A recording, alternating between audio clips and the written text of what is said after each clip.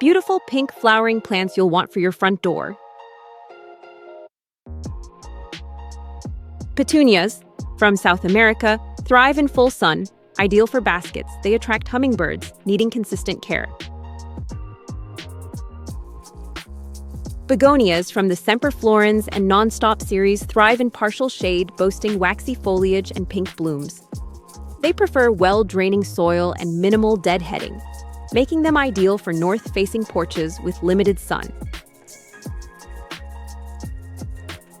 Hydrangea macrophylla, native to Japan, thrives in moist, well-amended soil with morning sun.